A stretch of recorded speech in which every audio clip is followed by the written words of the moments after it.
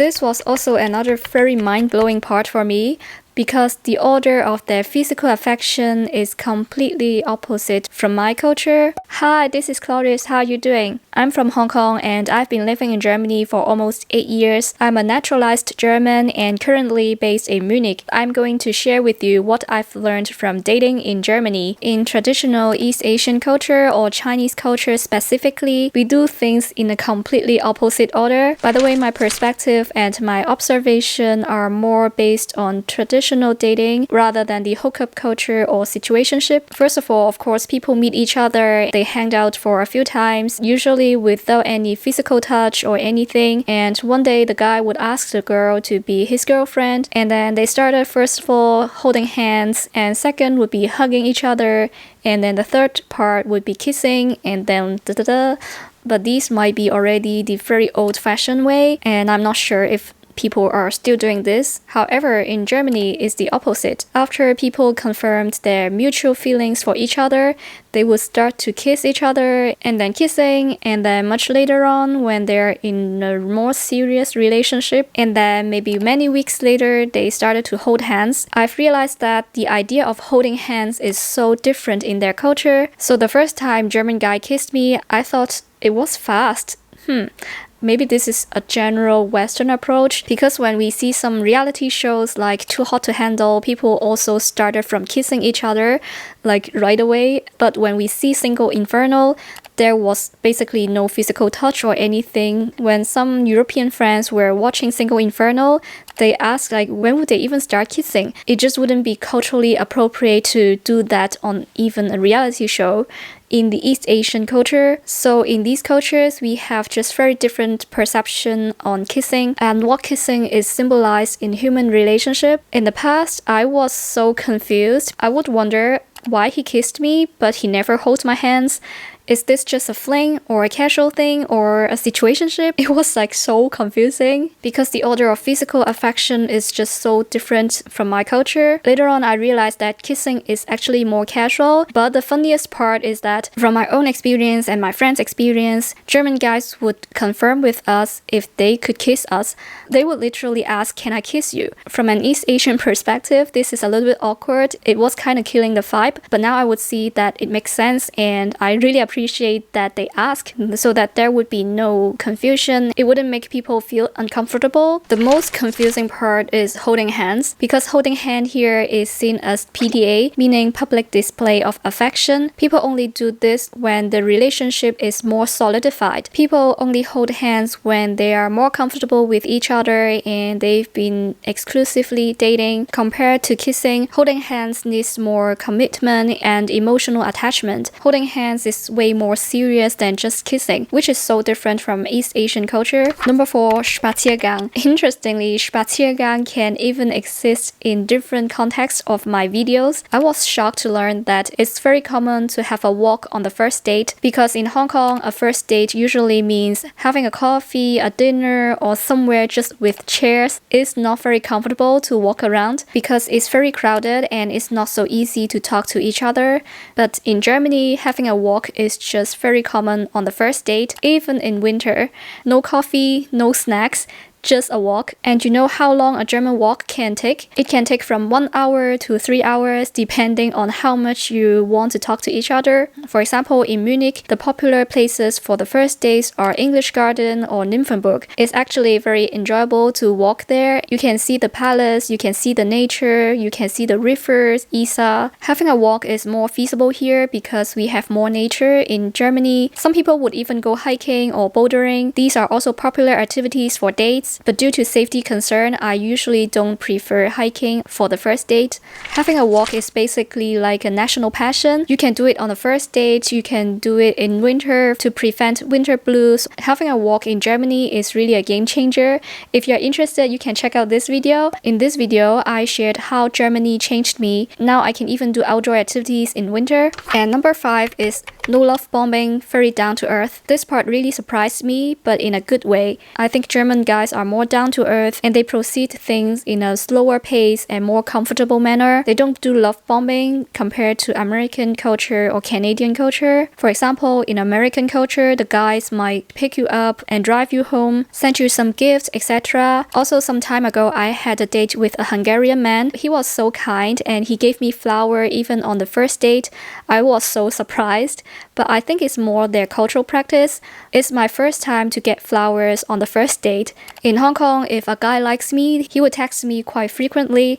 When I was in Hong Kong, I would also text back people quite quickly, within minutes. But my habit of texting changed a lot after I came to Germany. To be honest, now I'm very bad at it.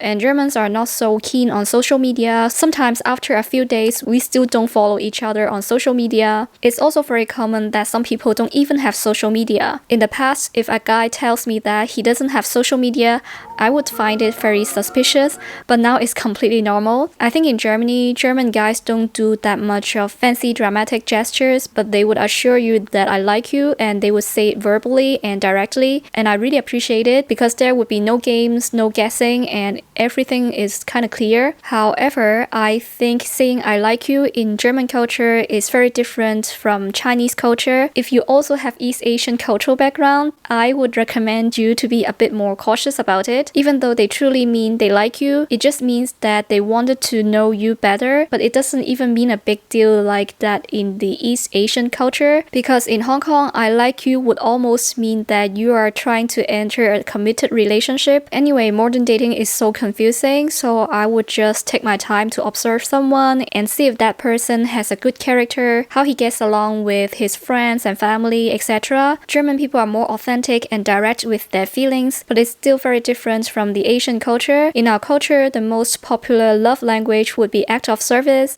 instead of words of affirmation. So after all, being down to earth is not just applicable to dating, but also to grooming. Living in Germany healed my appearance anxiety. You can check out this video. I talked about how I dealt with appearance anxieties and the journey of how I changed how I see myself in Germany. Lastly, let's talk about the stares, the famous German stares. In Germany, people stare, not just a quick glance, but a full eye contact, sometimes even for seconds. At the beginning, my thought was, is there anything wrong with me?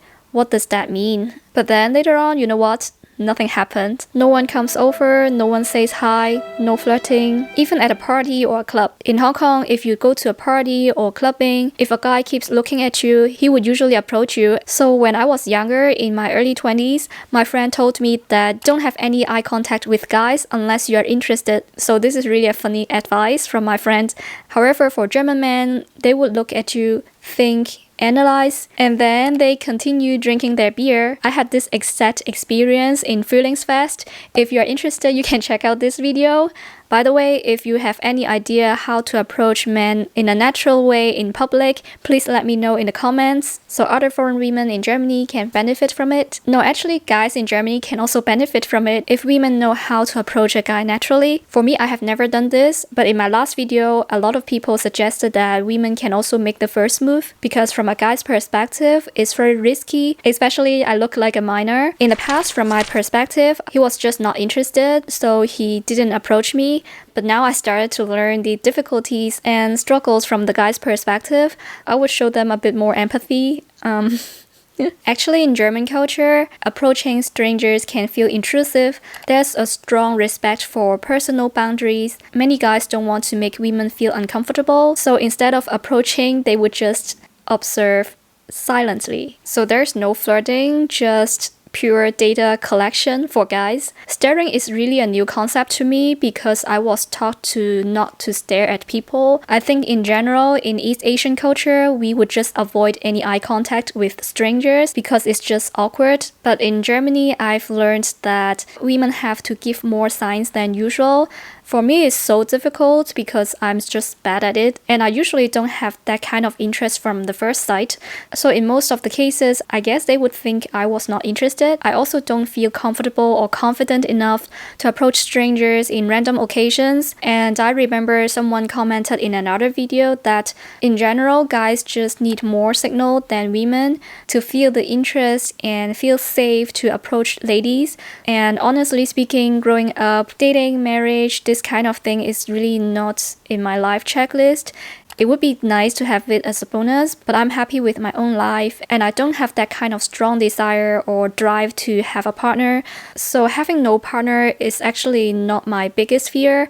I have been more afraid of having no friends. I think when we are happy with our lives, we just wouldn't settle for less. The other day I talked to my friend, and my friend is married, and I was afraid that I might lose friends because some of them got married and they have kids. She reminded me one thing, which is that in many countries, especially East Asian countries like Japan and South Korea, a lot of women also choose not to have partners and kids, so instead they have pets. So for sure there are quite a lot of people on the same page, so I don't have to be afraid of losing friends or not having friends.